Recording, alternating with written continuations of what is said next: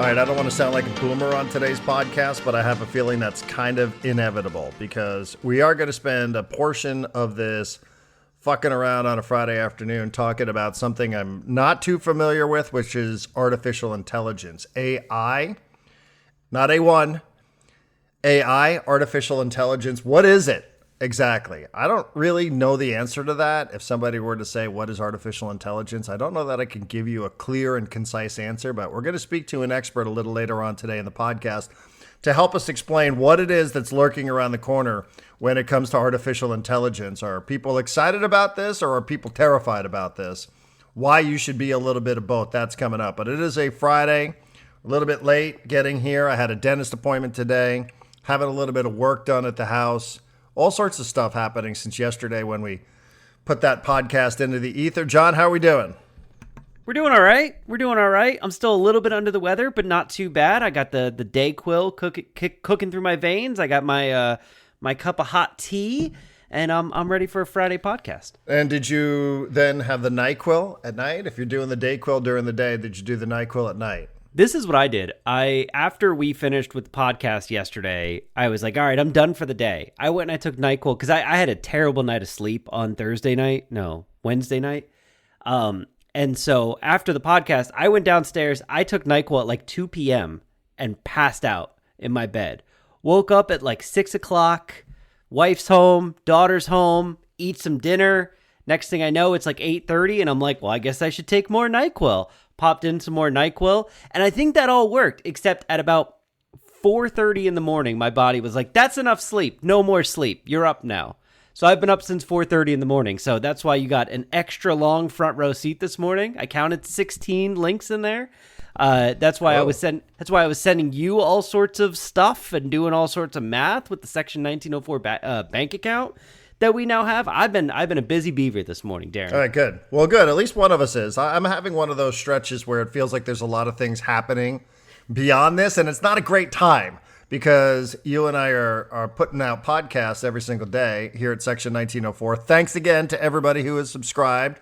Please tell friends that they can help support an up-and-coming, blossoming local sports media company run by yours truly and John Gennaro, and feel a little pride of ownership into what it is. Give us a little bit of feedback on the Discord. What are we doing? What should we do more of?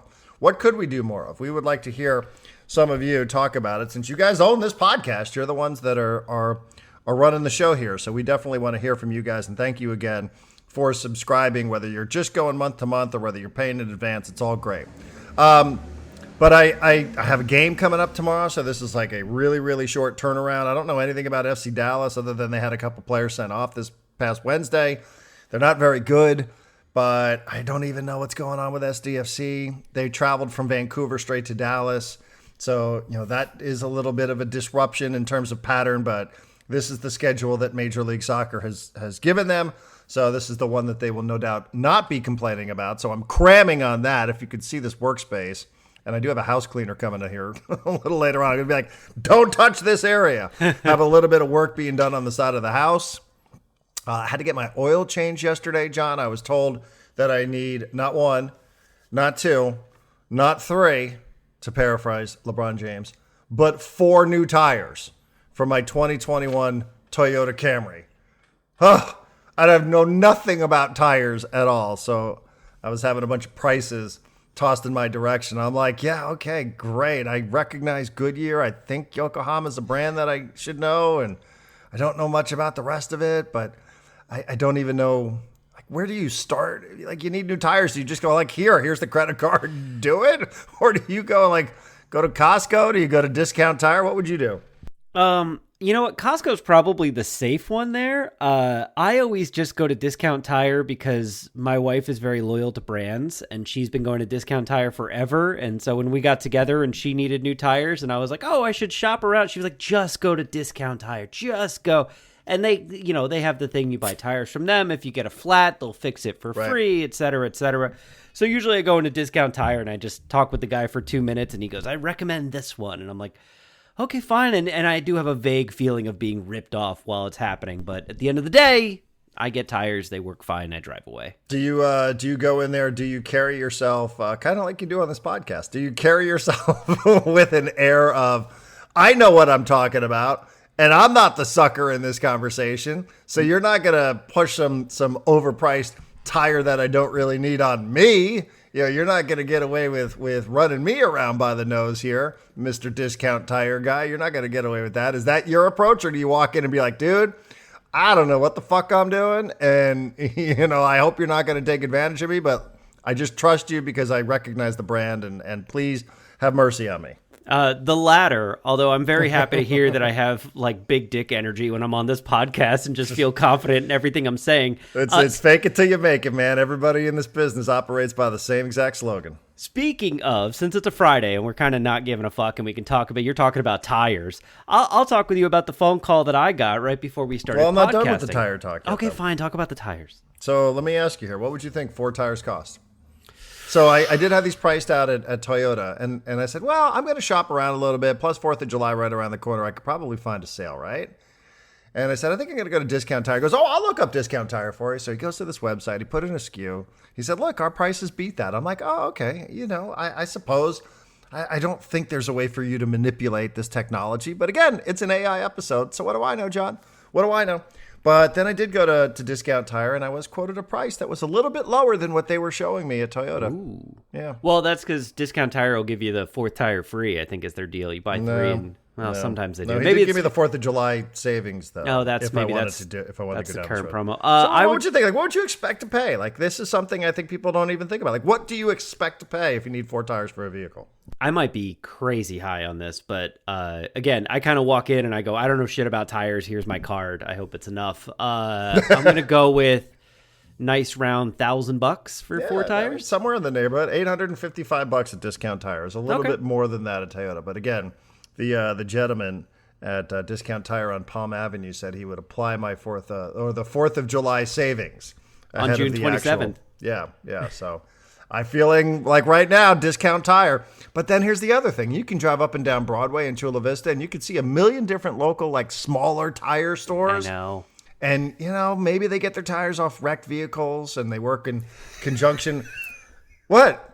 That's a real thing. No. I get it. I had just never considered that. There's an old tire place in Normal Heights on Adams Avenue that I used to go to when I lived over there when I was a kid, and they had some beat up tires there, and I was always like, where are they getting these beat up tires? It had never occurred to me that they're pulling them off wrecked vehicles. Yeah, that could happen. I had a lease on a Jeep, and when I traded the lease in, I had a crack in the windshield of the Jeep, and Alex Aguilar, who's a name that I think we should recognize here. Sure. Longtime listener of the radio show and somebody who's pretty active on social media. I think a subscriber at Section 1904. He heard me talking about it on the radio. Because I'll be honest, I used to talk about the shit on the radio because I was really hoping somebody would be like, dude, I got you. Go to my guy. I got a guy. And maybe there's a little bit of that happening here. All right? Ulterior motive. I'm not above admitting this. But he said, I got a guy, Broadway, Chula Vista. Go to him. Talk to my guy. He had some name that was not, a traditional birth name. Go find this guy. He got you hooked up. You don't have to go and spend $900 on a new windshield for this Jeep. And, I don't know that the windshield was exactly a fit, but it did the job. And I was able to turn the Jeep in, and I didn't get dinged for the price of a new windshield. So, there's always those kind of places here. I just don't know where they are. I don't know where they are. And I'm like you, I kind of just want to go to a place like a Discount Tire where I feel pretty good. It's not far away. I know what it's all about. I've been there before. Every time I've had a puncture, they fix it. They fix it for free. Yeah. So, I'm inclined to say I'm going to do this, but I'm sure somebody will pop into the mentions here and say, hey, I got a guy, and, this place takes different parts from vehicles that have been in wrecks, and they give it to you at a much better price than that. Doesn't come with any guarantees, but if you want to save a couple bucks, maybe even a couple of $100, this might be the way to go. I love that you're searching for tires from wrecked vehicles now. And can you give me any ballpark on the name of the guy you were sent to? Because the first name that popped in my head when you said not a birth name was Knuckles. I don't know why. It's just like... No, it was like Taco or something. Oh, okay. Go see my dude Taco over that's at still pretty good. The windshield place. And then I was even like, how many windshields have you had replaced that you have a guy who knows how to fix windshields? Like that's a guy...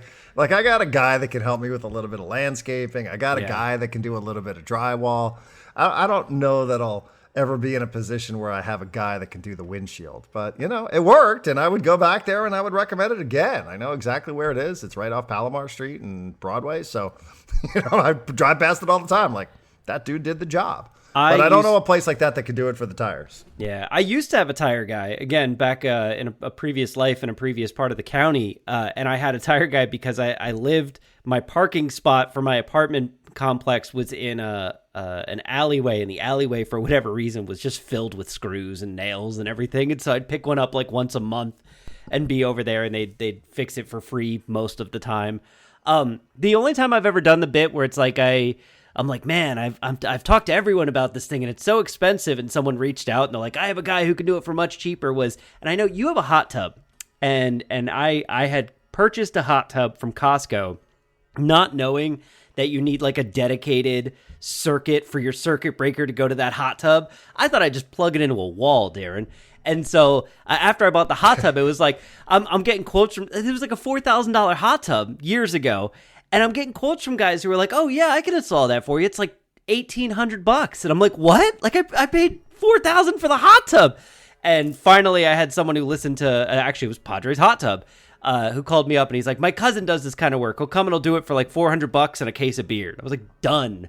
And it was wonderful. Saved a bunch of money that time. Well, here's a live update because I just got a text message or an email from somebody.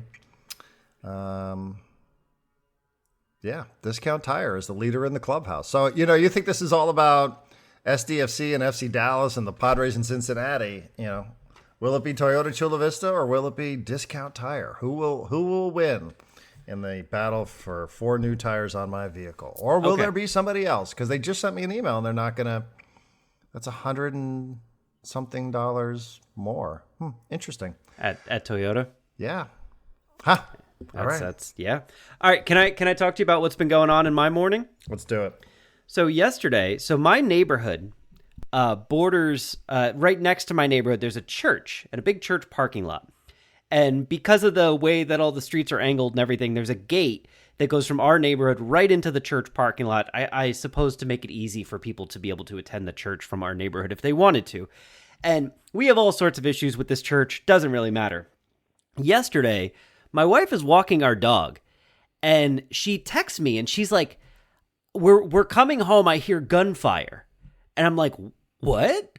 And she comes in the house, and she's like, "Yeah, we were walking the dog, and I heard pop, pop, pop, pop, pop, pop, pop, pop, pop, pop, pop, pop." And I was like, "Wait, that many?" And she's like, "Yeah, I don't know what's going on." So she messages, the moms group in the neighborhood, and someone wanders over there, and they see the gate is taped off, says "Sheriff's Line, do not cross," and there's a sign that says police training or active police training, sim munitions, so I guess fake munitions, being used or something like that. Do not cross.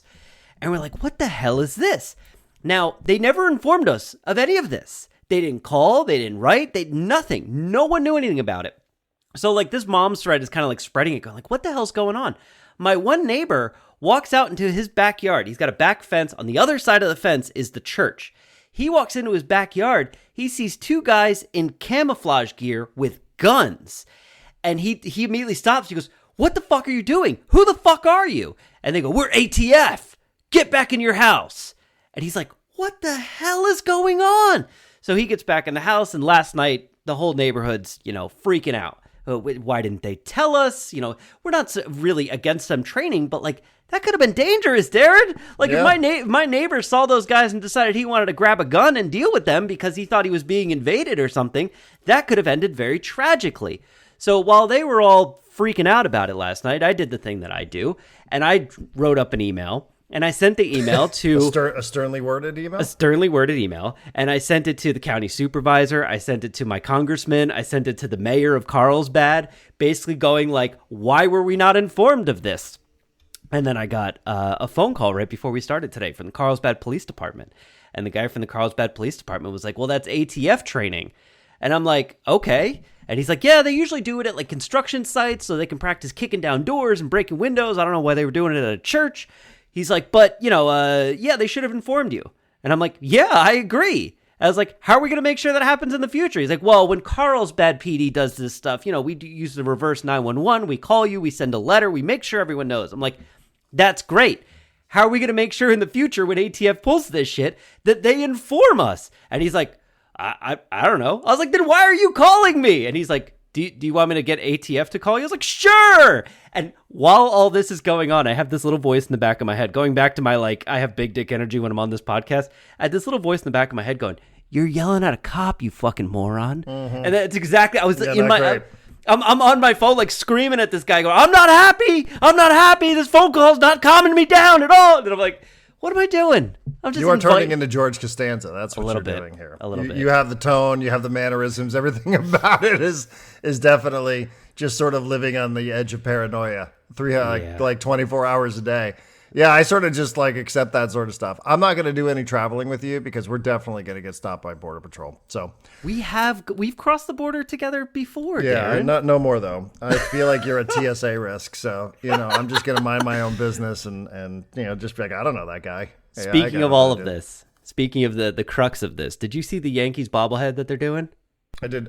Yes, they are George doing Costanza, a Costanza one, right? Sleeping under his desk bobblehead. Yeah, just incredible. Yeah. Are you a bobblehead guy? I don't have. No, I have a bobblehead around here somewhere. I had to clean out my desk when 1090 shuttered, but I don't know where that stuff is. No, I've only ever had I think 2 bobbleheads. I get them now. Sometimes I go to Padres games. I give them to my daughter, so she has a couple. But the only ones I ever had was Marshall Faulk at San Diego State, which they did many, many years after he left San Diego State. And I had a Joey Harrington Detroit Lions one because I was the biggest. I thought Joey Harrington was going to be awesome. And then when he was terrible, I thought it was funny. So I just kept it for a very long time. But I would. The unique bobbleheads like George Costanza sleeping under his desk from the Yankees, those I appreciate. The ones that the Padres do are just like, I don't know. I guess the Tatis bat flip one was okay. I didn't get that one. But like my daughter's got a Manny one. I had a Yu Darvish one that I gave to my wife. I think it broke at some point. I don't know. I'm not a bobblehead guy. Not really. I have the Jeff Moorad one that I had. Yeah, smuggled out of Petco Park. And this never went public. The very famous and hard to find Jeff Moorad bobbleheads. So Jeff Moorad, for newer Padre fans, of which I suspect there are many, he once upon a time was the chairman, the CEO of the Padres, and he was in line to become the owner. He was a former agent who left his agency to go and work for the Arizona Diamondbacks. And then when John Moores got caught cheating on his wife and he was going through this divorce, they had to set up some sort of phony ownership dynamic. So they found some sucker named Jeff Moorad to come in there and pretend like he was going to be the next owner and that John Morse was going to sell the team to Jeff Moorad. And they did all this sort of stuff. Rumor has it. Is that what this was? Oh, yeah. Rumor has it, allegedly, that they set this guy up and they put him in place here so that Morse could get his business affairs in order. And then when John got his business affairs in order, they said, all right, this Moorad clown, let's push him overboard because we're never going to let that kind of person become an owner, not a former agent. Absolutely not. Don't feel too sorry for Jeff Moorad. I was told he walked away with tens of millions of dollars for his effort. But one of the things that they were going to do to celebrate Jeffrey Moorad becoming an owner of the Padres was have a big party where they were going to give out bobbleheads, and then it didn't happen. And at the owners' meetings, in fact, there were other owners, including Jerry Reinsdorf of the Chicago White Sox, who literally said to him, over my dead fucking body, right, will you ever be an owner on this team, you slimy agent piece of shit? Maybe I'm paraphrasing that one. No, but that's the story. That's what happened. The story that I knew was that Jeffrey Moorad was trying to become the owner of the Padres, and that it had to get approved by all the other owners, and they were like, absolutely fucking not. To the point where they actually convened a vote on it, and they had planned a party at Petco Park, and at that party they were going to give out these bobbleheads, and then they all said no, and they all stabbed him in not the back, they all stabbed him in the front. They're like, absolutely not. And John Morse came back in, acting very heroically like he was coming back in to do everybody a huge favor here, when in fact this was probably the plan all along. And then he was able to sell the team and sell it for a much bigger profit to the group led by Ron Fowler and the Seidler brothers and the O'Malleys. And that's the way that story went, as I was told. I had no idea. I have a very different view of John Moores now than I did 5 minutes ago. So thank you for sharing that with me. You've always told me that you wanted to tell the Moorad story over a book or a long podcast series, and maybe someday we will with all the good details and we'll get guests and all that, and that would be fun.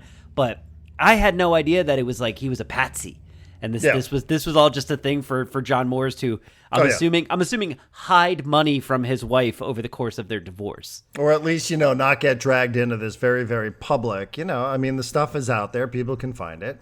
It's not just, random speculation, but, John got caught. There was some infidelity there with his wife and somebody who was close to his wife. And then they just wanted to get John Moores out of the public spotlight because they had just gone through like a very uncomfortable situation with the Dodgers and Frank McCourt and his wife and all the stuff that came with that. And they're like, well, we can't have this happen again because then it becomes a matter of what's happening in the public record.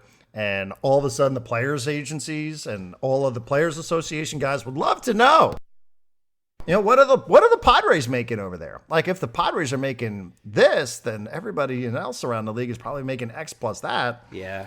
So, there's a lot of, anyhow. That's I didn't intend to have that be one of our subjects. I don't even know how we got on that.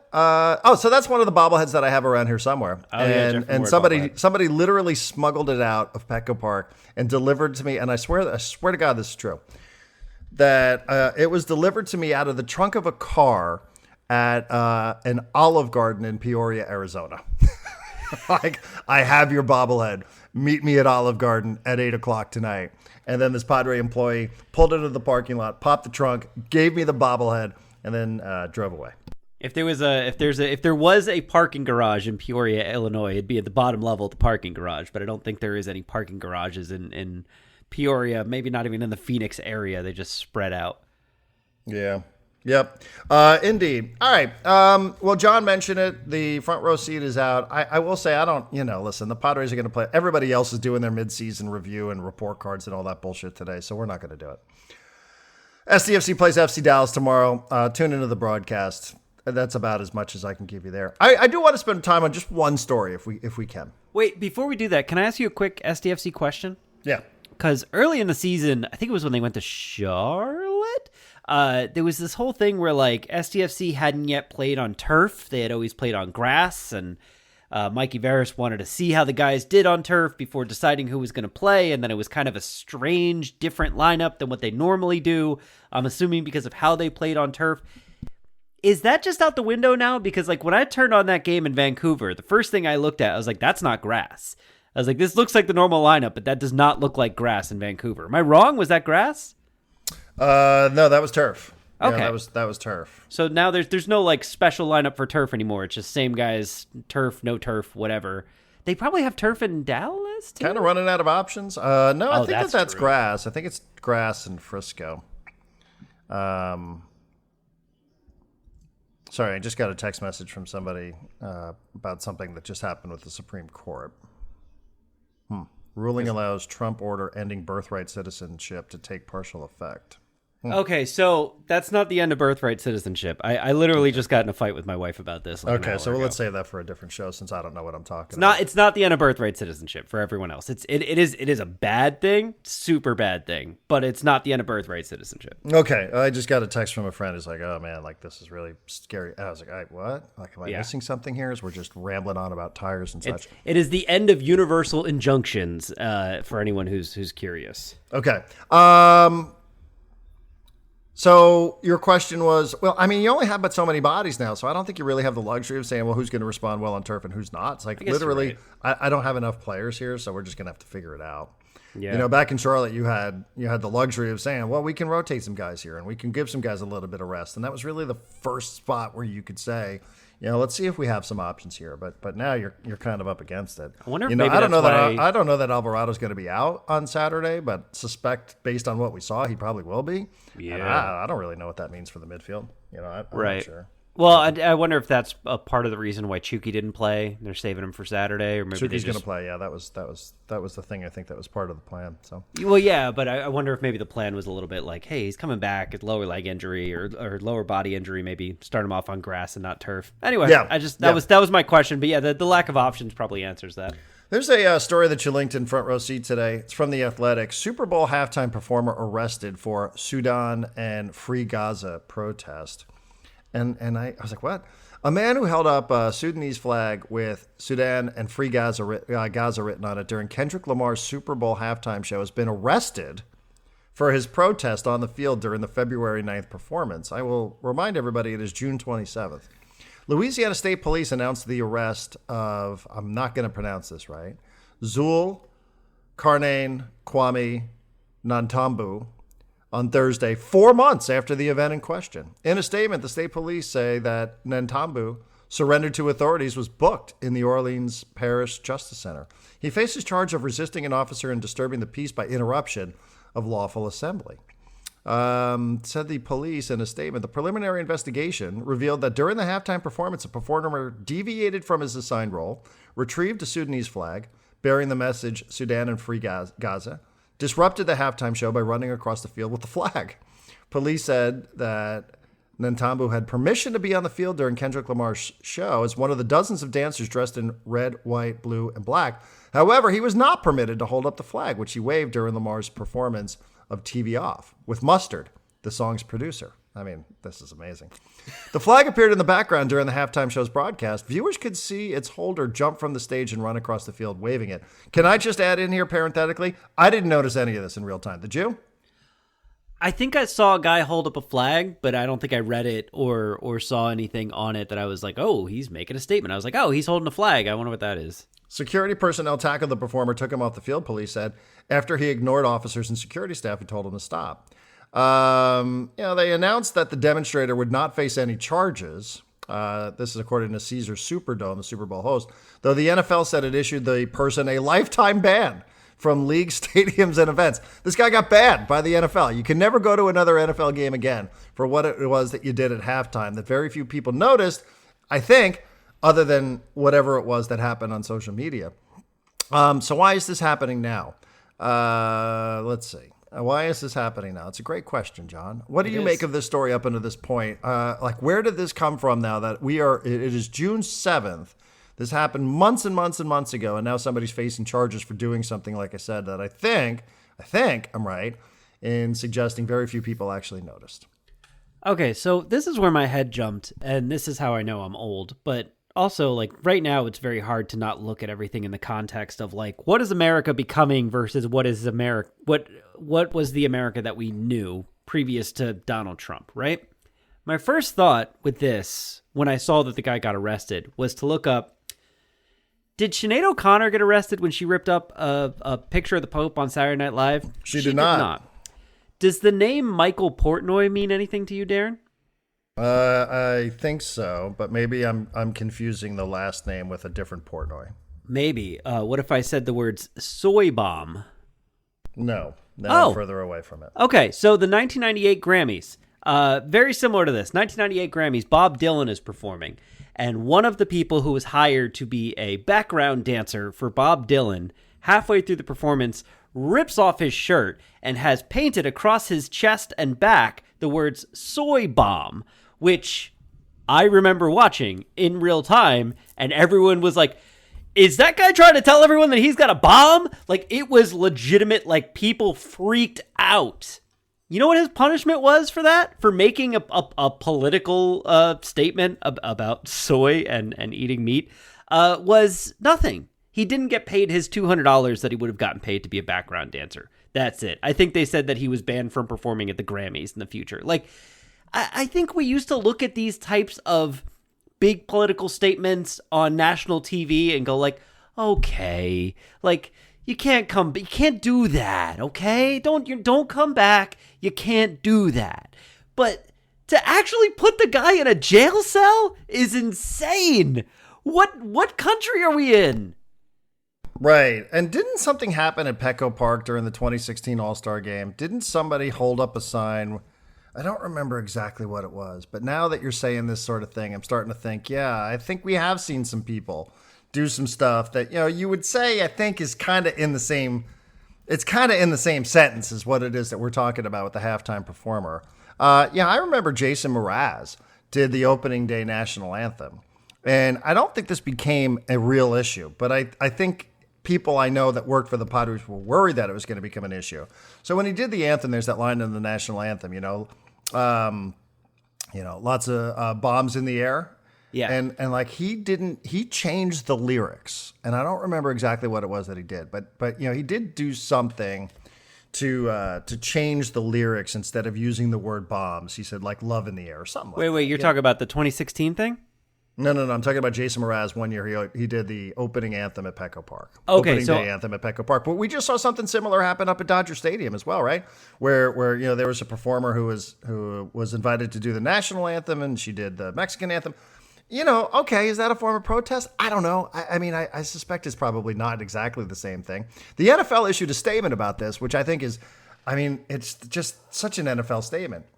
We take any attempt to disrupt any part of an NFL game, including the halftime show, very seriously, and are pleased this individual will be held accountable to the fullest extent of the law, the NFL said in a statement. League said it commended the state police for, quote, its diligence and professionalism. The NFL wants the book thrown at this guy, whatever maximum punishment could be in the state of Louisiana, which, good God, who even knows what that is, for doing something here that he feels passionately about, whether it's what's happening in Sudan or Gaza. The NFL wants the book thrown at this guy because any attempt to disrupt any part of a game, including a halftime show, that's not going to cut it. Yeah, you can't do that sort of stuff here. So the NFL has now chimed in here, and it really wants this person punished. Yeah, so two things. First of all, the 2016 thing, as far as I can Google search, there was a group called the Tenors who were singing the Canadian national anthem at the 2016 All-Star Game, and one of the singers snuck in the phrase "All Lives Matter" into the performance, which is not a typical lyric in the Canadian national anthem. His punishment for that, the tenor said that he would no longer be performing with them anymore. He didn't get thrown in jail. He didn't get fined. Nothing. The full extent of the law did not come for this man for saying that all lives matter. When you give me that NFL quote, I just imagine Roger Goodell, like the bad guy in Star Wars, yelling like "more!" I'm imagining him cheering as this guy's getting the electric chair for unveiling a flag and saying like, "Hey guys, there's a genocide going on. Maybe we should talk about it." It's not like he showed up and did anything detrimental. He was just like supporting people who are having a rough time right now. And God. Do you think it's the actions? Do you think it's the sentiment? Let's just cut to the nut here. Do you think it's, if he held up a sign that said, CNN is fake news or whatever, or if he held up a sign that, that said he was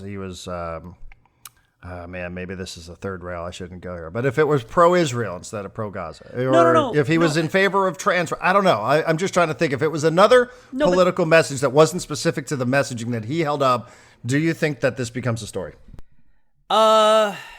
Probably not, unless it's something that is, similarly controversial and political. But okay, now I have to ask the stupid question. And I hate asking this question, but every few years I get to ask someone this question.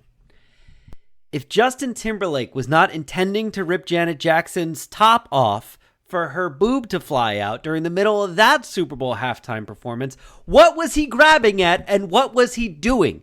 That seemed like an intentional attention grabber of like, we're going to do this. Look, you're going to see that she's got this piercing thing around her nipple. It's going to cause controversy. Everyone's going to talk about it. It's going to be great. Did you see Justin Timberlake in jail? No. Right. But most people do presume that was rehearsed, right? That was something most people presume the opposite. I presume it was rehearsed. I presume it was rehearsed. I think they both chimed in on this, and I think both have sort of said, like, maybe this wasn't a great moment for anybody. Isn't that worse? Right. Isn't that worse than unveiling a flag that says Free Gaza? I don't know. I cannot stand here and believe that Justin Timberlake just chose to show Janet Jackson's breast all on his own. Yeah, I don't think so either. Right. But again, like, you didn't see the NFL going like, man, Justin Timberlake should be, No, but somebody did get fired for that. I mean, wasn't that about the time where the NFL decided Jim Steig was no longer going to be the person who ran the halftime show? Probably. I do think that I don't know that I ever heard it expressed to me that literally, but I do think that there was something about that time where maybe they started making some changes. So, and the story is so fascinating because it goes on. There's actually another angle to this, which is incredible. And as The Athletic writes the story, it says, in an unrelated event, Nantambu is listed as the victim at the center of an attempted murder case against former NFL wide receiver Antonio Brown. What? Where you're like, wait, what? Wait, that happened like a month ago, right? This is in the same story. You don't even read the stories that you're posted on the front row seat that I emailed to you in the middle of the night? There was 16 of them, Darren. I scanned them. Brown is wanted for allegedly firing a gun at Nantambu after the two got in a fist fight outside of a celebrity boxing match on May 16th. According to the arrest warrant, first reported by the Washington Post, Miami police responded after hearing reports of gunshots outside of the event, which featured influencer Aiden Ross. They searched and detained Brown and Antonio Brown. Found no weapons. Police did, however, recover 2 spent bullet casings. Warren says Nantambu told police that Brown fired a gun at him. And this guy, he's in the middle of the halftime show with Kendrick Lamar, and he's being shot at, allegedly, by Antonio Brown. This is an amazing stretch for this fella. Warren said Nantambu told police Brown fired a gun at him. Bullet grazed his neck. Unclear what caused the initial fight. Brown said in a statement after the videos of the incident circulated online, he was the victim of a robbery and was defending himself. Multiple witnesses have confirmed that Brown was the shooter. Clips shared on social media appeared to show him punching a man holding a pistol soon after. Like, wait, what? Antonio Brown has taken to social media and said this guy is a fraud, a liar, stalker, criminal, arrested in 2022 for stealing 6 figures of jewelry from me, showed up at my show, rolling loud in 2023, trying to assault me. In May, he snuck into a gate at an event and tried to steal from me again. I mean, like, I find myself very interested in this story for no real reason whatsoever. But, it just... A guy's been thrown in jail for holding up a flag where he says, hey, listen, there's some stuff happening around the world here that I think I want to bring attention to, whether it's in Sudan or whether it's in Gaza. And then also, coincidentally or otherwise, I don't know, he finds himself being shot at allegedly by Antonio Brown. Also, like, the dumb thing is the NFL could have just no commented this. Like, hey, that guy got thrown in jail in Louisiana for that flag thing. We don't get involved in law enforcement issues. No comment. Like, you don't have to. God, they're crazy. Yeah, but instead, it's how dare somebody try to do anything that would interrupt our halftime show? So we applaud the state police in Louisiana. What a time to be alive. All right. Well, John, we have an interview. We do. I suppose this has been the longest on-ramp ever for an interview on this podcast. So John and I, we've talked a lot about AI, and like I admit, I don't really know much about it. And like the thing that I'm really paranoid about is sounding like my parents when it comes to any sort of technology. And I talked to my mom about, my mom didn't. I always remember like how confused she was about somebody sending her an emoji. She's like, "What is this cartoon on my phone?" And I'm like really petrified that I'm gonna end up in this kind of situation. So I'm trying to be open-minded about artificial intelligence, even though I don't fully understand what it is. We talked a little bit about, Google recently changing some of its approach, that instead of Google now just giving you a bunch of links, they are going to answer your question using artificial intelligence. This has really decreased the amount of time people have spent clicking on these links, which was always kind of the deal about Google searches and search engine, et cetera. So that's part of it. We talked a little bit about the Genesis, the people on the commercial on their phones just sitting there talking to their devices, and like, what's that all about? So we tracked down an expert when it comes to artificial intelligence to like help us explain, whether or not like this is like good or bad or maybe a little bit of both. And if this is actually happening here, what are we going to do about it? And how can we best be prepared for what it is that we're staring down here, which is happening already, but is expected to really accelerate, John, over the next couple of years when it comes to the role that artificial intelligence is going to be playing in all of our lives. Yeah, I'm excited to talk to someone who knows a little bit of what's going on. And I pointed us in the direction of Nate. I've been following Nate on TikTok for a while. I subscribe to his Substack.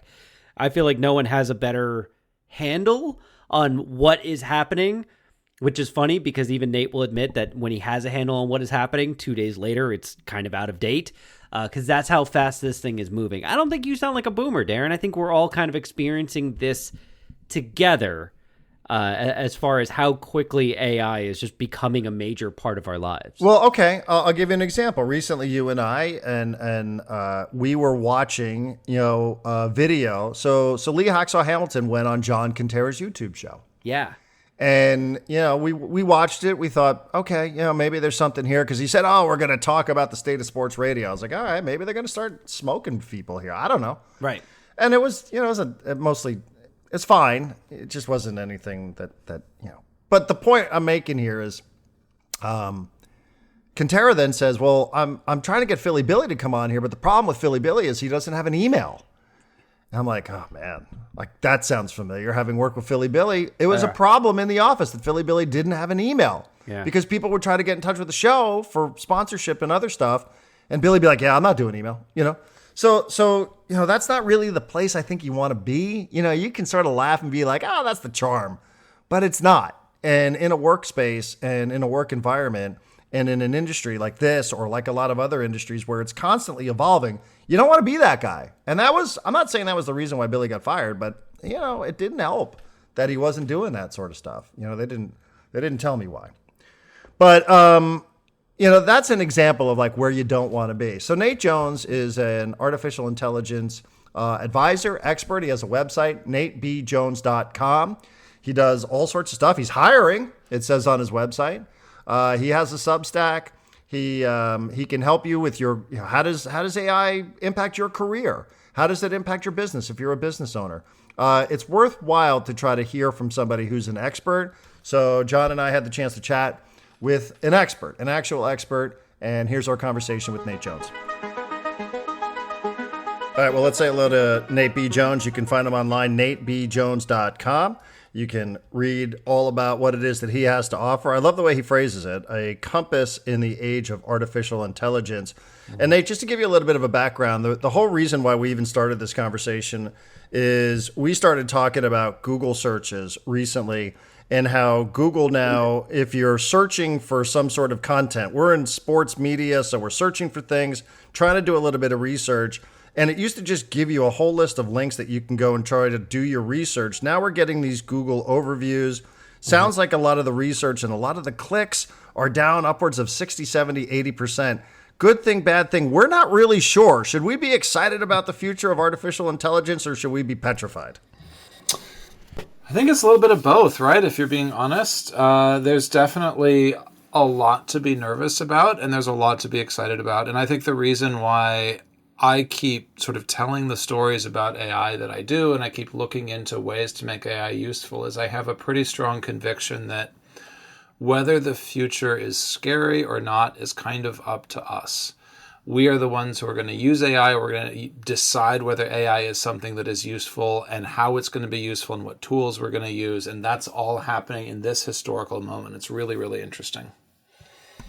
And when did you realize that yourself? Because, you seem like somebody who, and you can correct me if I'm wrong, which I certainly could be, but, you seem like somebody who has said, hey, listen, this is going to happen whether we like it or not, regardless of what our feelings are towards artificial intelligence. This is what is happening from the highest levels of government all the way down to, where the three of us are chatting here today. Is that your approach to this? Is that somebody as an AI analyst and advisor? Listen, if I don't do it, somebody else is going to do it. So you might as well figure out a way to live with this sort of stuff. I think it's true that there's an inevitability to what I would call an AI takeoff moment at this point. If you think about past historical analogs, this is kind of like when internet started to take off. You may not like the fact that internet is taking off, or you may, but it happened anyway. Same with the mobile phone. So that's sort of the backdrop. I think if you look at how you get to shape it or how you get to get excited about it, I think there's a lot of uncertainty still around what our norms are as a society with AI. I think there's uncertainty around what tools are going to win, how we're going to use those tools. Those are all things that government won't decide for us. We, the people, are going to figure that out. And I feel like one of the interesting things for me has been being the person who built machine learning systems back before they were called AI, and then coming now to this moment and sort of seeing this take off. It's wild that this thing that I knew about, that all of my friends rolled their eyes about over beers, is something that now everybody cares about. It's just been a really strange sort of transition, and now suddenly everyone has an opinion on AI, and I don't feel so lonely and geeky anymore. All right, I want to keep things in sports just for a second because I read an article just the other day about the CEO of the X Games has also started an AI company called Owl AI. I don't know if you know anything about this. And at the Winter X Games, they not only used this AI, a visual learning AI, to judge one of their competitions, saying like, hey, we're taking all the bias and subjectivity out of it. But at one point, they had the AI watch a practice round before they actually did the event itself and predict who would win gold, medal, silver in this gold, silver, bronze in this event. And it predicted it accurately. How real is like the visual side of AI? Because the large language model thing is everywhere, but being able to attach it to a camera and learn visually and predict the outcome of things could be a complete game changer for like sports gambling and things of that nature. How close are we to that becoming a bigger thing?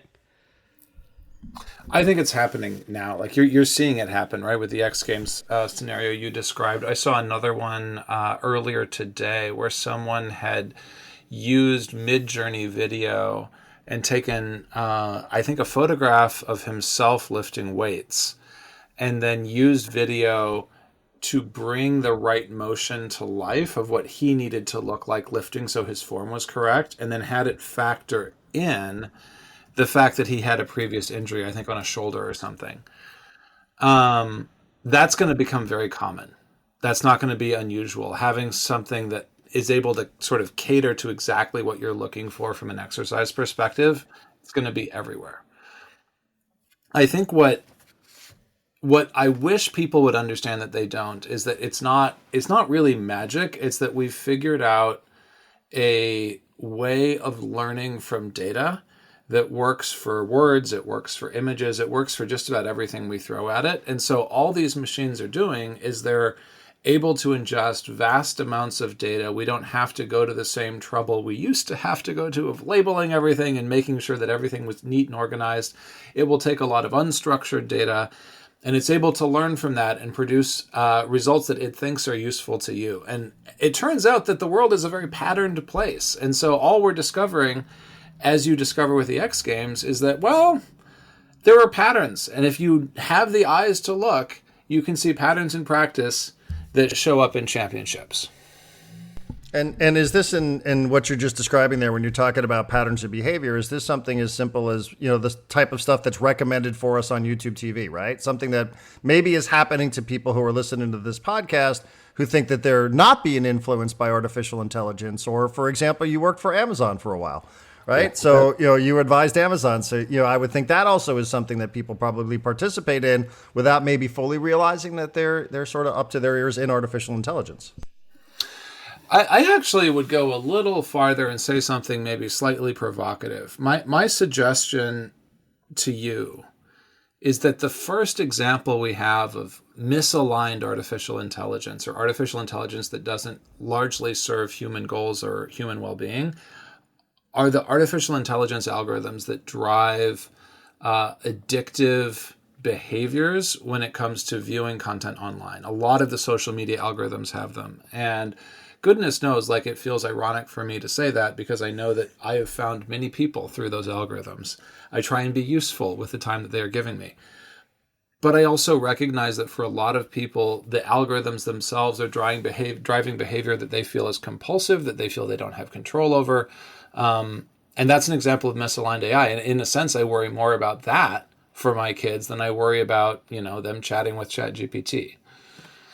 Okay, wait. I have a follow up to that. As a person who found you via TikTok and then went on to find your Substack and everything else, part of this conversation that Darren and I were having like a week or two ago that led us to reaching out to you was Darren was asking me, like, hey, when a pitch is thrown in a baseball game and it's ruled a ball or strike, and then they go back and they check to see if it's really a ball or strike, he was like, is that AI? And I was like, I don't think that's AI. I think that's an algorithm. You just referred to something as an artificial intelligence algorithm. My understanding of, like, using TikTok as an example is like that is an algorithm that's being fed stuff that's just picking up information. Oh, he liked this video. He commented on this video. He spent more time on this video. Therefore, he'll like videos that are similar to it. Is there artificial intelligence built into that? Because I always assumed AI and algorithms were kind of separate. They're not. So machine learning is the overall umbrella category. If you want to get really nerdy and you love math, there's a whole book called Why Machines Learn that you can read. Makes good bedtime reading, right? Puts you right. And what it really amounts to is that machines have been taught to learn through various methods for a few decades now. We have now discovered an architecture that enables them to learn really, really effectively. And so, yes, algorithms have been part of machine learning for a long time. The most famous one is probably the traveling salesman problem. That's something that has its own Wikipedia page, and it came from the story of like a salesman trying to plan his route across a complicated territory. We have basically been writing algorithms to figure out pathways across data for a long, long time. And when you talk about recommendations in TikTok, it's writing an algorithm to recommend a path across data. There's actually a paper that the TikTok team has put out that describes what they do. It's really, really nerdy from a certain perspective, cool to read from a certain perspective, but, has some social implications. And then the thing that people typically call AI is a subset of that. All it is a way of learning that is tied to what's called token transformer architecture. So a token is just a chunk of something. In words, it's about 4 letters. It's about 16 by 16 pixels if it's an image. And all you're doing when you are using a large language model or an AI that is generative, where it like produces an image at the end or produces sentences at the end, it is taking in your instructions, and then it is going and looking at the pre-training data and it is coming back with what it thinks you want. Very, very simplistic. I could go a lot longer on that, but that's the simple version. And it's just spitting those tokens back out.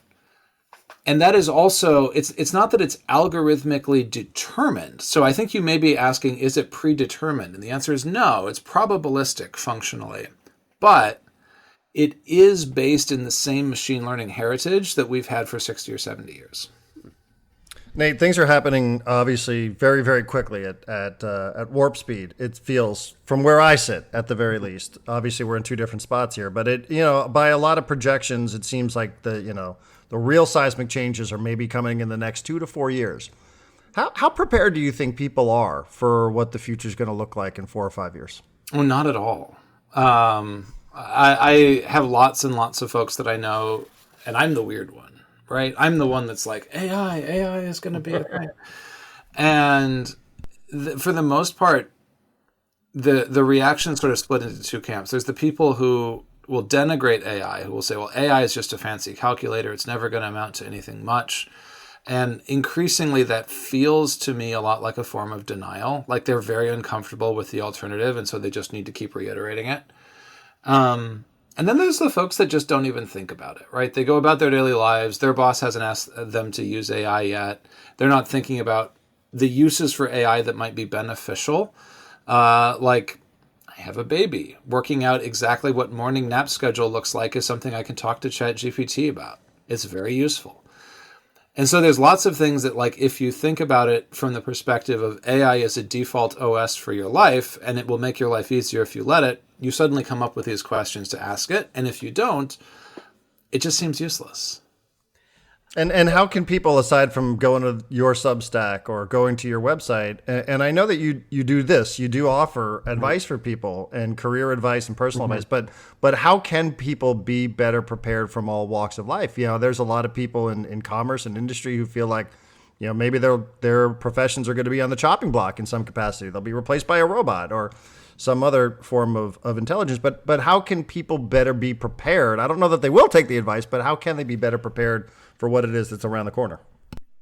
If I had to say one thing that I think really, really separates the people who are preparing really well for how our world is changing from those that aren't, I would say those that are preparing well are leaning into their curiosity. They're willing to lean in and say, I don't know all about this yet. I'm not sure. I may not have the right answer. Maybe I'm not even in the right tool. I don't know, but I'm going to lean into the curiosity and I'm going to find out. And that willingness to lean in is correlated to more exposure in the tools, more exposure in AI. And this is peculiarly, this is a technology that rewards you spending time on it. It's like a video game that you get much, much better payoff on if you spend more time in it. And that's not actually the same as saying that they're farming for engagement, because it's actually a function of the way most AI systems are designed. They're this little blank text box, right? Like you can kind of put anything in there, but you have to imagine what it would be. It's a lot of work cognitively to use. That kind of tool, you won't get what it does unless you stick a lot into that text box and find out. It's just sort of the nature of the beast. And what most people don't realize is it is a fair analogy to say in the last 24 months or so since ChatGPT originally burst onto the scene, that same text box hasn't changed. It kind of looks the same as it did. Yeah. But underneath, we have gone, this analogy is broadly correct from a sort of order of magnitude perspective. We've gone from a hammer and nails underneath from a craftsman's sort of carpentry analogy to having a CNC machine. That's how much change has happened in 2 years, and it just lives under the same text box, and you're never going to find out if you don't actually use it. Like, I can get current models to build me actuarial tables. I can get them to build me a caloric intake model for my baby's feeding schedule. I can get them to do all kinds of things that just, it blows people's minds when they realize what all this can do. Yeah, I remember 4 or 6 weeks ago, you had a TikTok where you recommended people go to, I think, ChatGPT and ask it like to tell me what you know about me. And I did that, and ChatGPT kind of came back, was like, I don't know that much about you because I wasn't using it that often. And that's when I was like, oh, this is the thing where like the more you use it, the more you get out of it. Last question from me, I promise, and it's tied to that. It's tied to my not wanting to use it.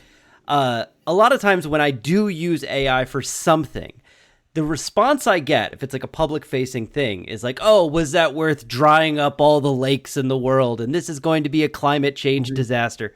Make me feel better about myself, Nate. Tell me that this is not going to ruin the world and it's not going to accelerate climate change. I can easily make you feel better about that. You guys watch sports, right? Yes. Like, I watch the Seahawks. I'm excited for football season. I'm not saying they're going to do well, but like, we're excited for football season anyway. And I've got my big basement TV. We're going to sit there, get the dog into Seahawks gear and have some fun. If you watch 1 hour of NFL football on the big screen downstairs, that is hundreds of ChatGPT queries worth of energy. Wow. Huh. Okay. Well, that's good. So I'm not saying, does it matter? In aggregate, it does. We will have to sort of develop new, and we're actually working on new renewable energy commitments, both for water and for power, associated with the data centers we build. So it is a factor at scale. There is a commitment by all of the major cloud providers to make the water used for the data center be net positive. In other words, it doesn't take water out. It's actually going to put water back into the system based on like collecting rainfall and how they recycle the water and this and that. And I think it's reinvented and kindled the interest in nuclear power as a sustainable way to power these data centers. So there's some positives coming out of it.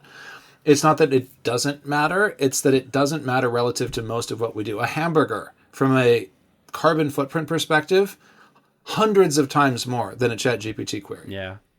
And I don't know if there's a way to do this in 30 seconds because I know we're up against it and we appreciate your time. But you sort of downplay the role of government in the future of artificial intelligence, and that surprised me. Just because it does feel like there's a little bit of an arms race between the United States and China, and how much of that are we going to be living under here, whether it's, states' decisions and some of the stuff that we're talking about in the U.S. It does feel a little bit like there is I don't know that it's a Cold War, but a technological war between the two countries. It's funny you mentioned the Cold War. Back on that corner of the library, I have linear feed on the Cold War, so I've read a fair bit about it. At the end of the day, what I see happening is that the national security apparatus in the United States is architecting a framework of understanding for AI that does place it almost as a Cold War II. Like, we need to win the race for AI. But it doesn't line up as clearly as the original Cold War did. And I'll just borrow a minute or two more because this is hobby of mine. So the original Cold War was framed as a great power competition between the Soviet Union and the United States, and there was competition on all fronts. If you want to talk about sort of a competition between China and the US on all fronts, maybe you do have an analogy there to some extent, although the trading links that we've established between these two countries are so deep that it's a very, very different situation underneath. That being said, from an AI perspective, it doesn't line up well because AI is a proliferating technology. Like we talk about nuclear weapons as something that is hard to get a hold of, and you can stop people from getting them if you don't want them to have it. Maybe not successfully, but you can try. And with AI, because the technology itself is essentially a set of instructions in a computing environment that runs on chips, it is just much more difficult to control it. And it's not successfully controlled. And I've seen that realization dawn even on leading lights in AI like Sam Altman, the CEO of OpenAI, who said very publicly he's moved from understanding AI as a world where there will be one winner, a singleton world is what it's called, where there'll be one superintelligence that's born, to a world where there are going to be multiple winners. AI is going to proliferate. And so that doesn't really fit a great power competition model very well. I think AI is going to be in the water. It's going to be everywhere. Well, it certainly feels like it is already. Everywhere we turn, we seem to be having these conversations. And again, we haven't even touched on like human contact and Gemini and all the commercials that we're seeing on television now. I have learned so much in the last 15 minutes and even in preparation of this interview. Again, do check them out. The Substack, NateBJones.com, all sorts of information there. It is coming, and it's not something that could be dismissed. Nate, we do appreciate it. Thank you for joining us. And thank you, Darren. Thank you, John. It's been a joy.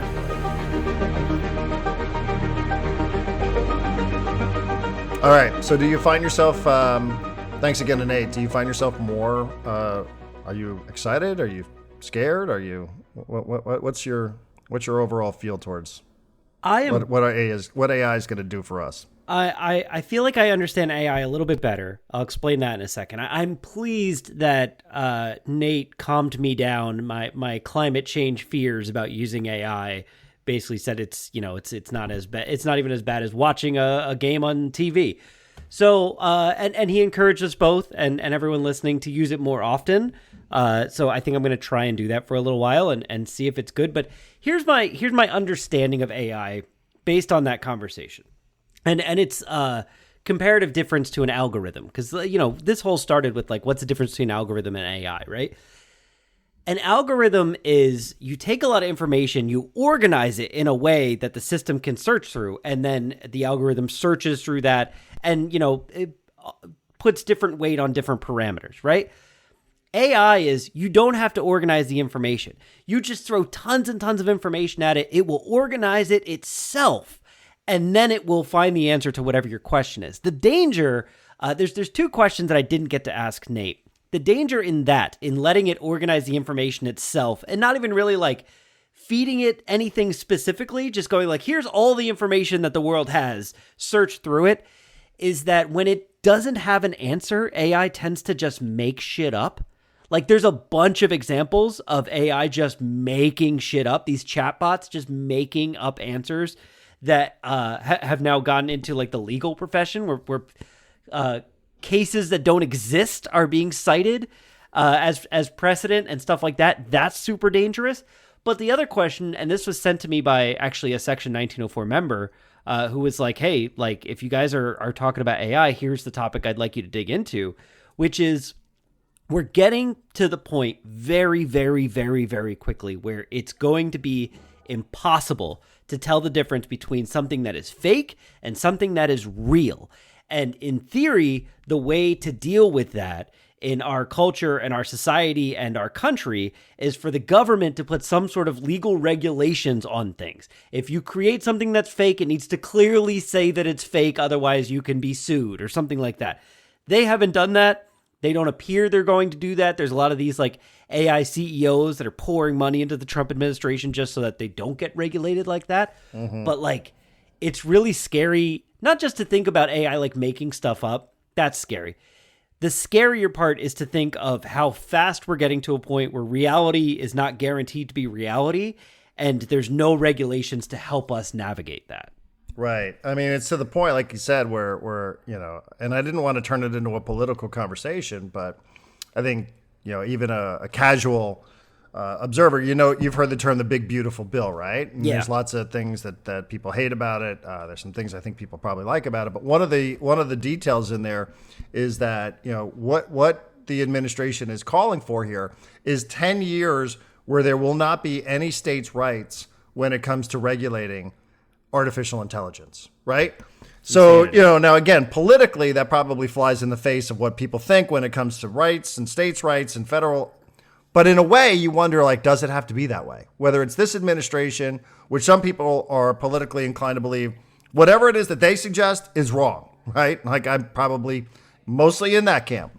But, does it have to be that way if, in fact, you're going to get to the point where you're going to, where you're going to truly maximize what it is that AI is going to bring to the table? I don't know the answer to that. I don't know. And, I'm distrustful of this sort of stuff because, I do worry about people and their careers and how many of these jobs are going to be, I think there's a lot of jobs people are going to be really, really worried about.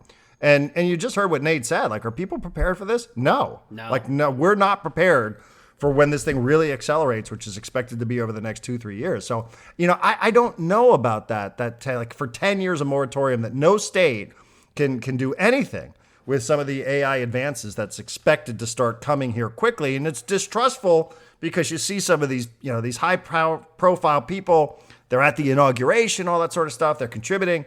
So you sort of wonder, like, well, what's going on here? Like, what's that all about? So you're right to be a bit fearful and skeptical of what their intentions are. But I also do wonder, like, does it have to be that way? Maybe not 10 years, but does it have to be that way so that, you can truly, China's not going to stop. Like, China's not going to be like, well, I don't know. What are they saying over there in Beijing? I'm not so sure. Like, they're just going to keep going here with all this sort of stuff. And if you're trying to keep up with China, I do wonder, like, does it, John, have to be that way? I'm not sure. I don't know. Lately, whenever I use AI for anything, I then go through and like read it with a very fine-tooth comb. And like when I find errors or mistakes, like sometimes I'll call it and be like, "Why did you do that? That's obviously wrong." But I just know to like not trust it implicitly, right? Like I think I told you, I don't know if it was on a podcast, that when I was in Florida around the the boomers that I'm family with. They used to constantly get into these conversations where they would then go like, Siri, what's this? What's this? And instead now they're like, I'm going to open up ChatGPT because Siri just checks the internet. ChatGPT knows. And I was like, no, it doesn't. That's not a thing. It doesn't know anything. It's digging through the same information. If you're getting different results, it's because ChatGPT or whatever is just making shit up for you. So I'll maybe we could wrap with this, or if you have anything else to add, you feel free. But in your concern about becoming a boomer and having time and technology pass you by, I'll say Philly Billy Werndell was probably not playing with email or having email experts on to tell him whether or not it was good or bad. He just decided that wasn't for him. You and I, despite some concerns about where it might be going, are interacting with this thing, talking to experts, trying to stay up to date on it. So I don't think we're going to get passed by on this, but fingers crossed. Well, even the website that we use to record this podcast, as soon as we hit stop, it will offer to do things editorially that is generated by AI. So, I do agree with Nate's position that you better lean into this. Like that's the best advice that he could give everybody was like, lean into this because it's happening whether you like it or not. And you don't want to be the guy that doesn't have the email all these years later. Yeah. Or, not to, listen, I love my mother, but she just refuses to, to do anything simple. I'm like, why do you need a printed boarding pass? You have a phone, like use the QR code. And, she just won't. Yeah. She just does not trust this sort of stuff and like doesn't want anything to do with it. And I don't know that she's completely wrong. But, it's also a way that you're just going to get left behind. And, Correct. And unfortunately, that is the reality of where this is heading. I wish I had thought of this before we talked to Nate. I just put it into ChatGPT. What question should I ask an AI expert about AI? Did it give you good ones? What's the most misunderstood aspect of AI right now? What do you think is the most realistic short-term impact of AI in society and the workplace? How close are we to artificial general intelligence, and what are the real challenges? Whoa. Those are pretty good questions. Those are pretty good questions. The book that I gave you, a book about social media. What was the name of that book? What was the name of that book? I don't know, but it it talked about one of the flaws of AI in particular was it can be manipulated, and if you say enough things enough times, then it's going to change its behavior. Didn't we just go through this with Grok, where Grok was somehow just talking about white nationalism nonstop on Twitter? Yeah. Yeah. Yeah, but that was less about people feeding it and more about Elon Musk like just messing with the settings in the background. And that's the problem is like these AI chatbots are becoming the replacement for our search engines, which, you know, you could argue there's good and bad parts of that, but also like Google's search engine was always, you know, pretty reliably neutral. They weren't really messing with it to move one thing up or one thing down depending upon their political affiliations. Right. The AI chatbots are very easily controlled by the companies that own them, which is somewhat problematic. I refuse to sign off to this podcast until we figure out the name of that book, because I still think it's very relevant about social media. I could go get it from my bedroom, but I'm not going to remember it. Because it is a must read. And I just remember early on, they're like, yeah, like it happened innocently enough. And like by the end of 24 hours, you know, whichever artificial intelligence service it was a full-blown Nazi who would just yell and scream about the Jews all the time. You're like, wait, what? Like, and it just convinced something to be a completely different version of itself from what it actually was. Anyway. The problem is if you search Google for a social media book, oh, here it is, The Chaos Machine. Chaos Machine. You get 100 books about the dangers of social media. All right. Well, enjoy your weekend, everybody. There's some pretty good. There is some pretty good Club World Cup games on. So you know, Miami and PSG to me is really great. A couple of the Brazilian teams playing off against one another. You know, Chelsea, Benfica. So like, there's some really good quality. We'll have plenty to talk about on Monday. But enjoy the weekend, everybody. Again, kind of a random Friday podcast. You know, whatever. Let's just make it happen. Enjoy your weekend.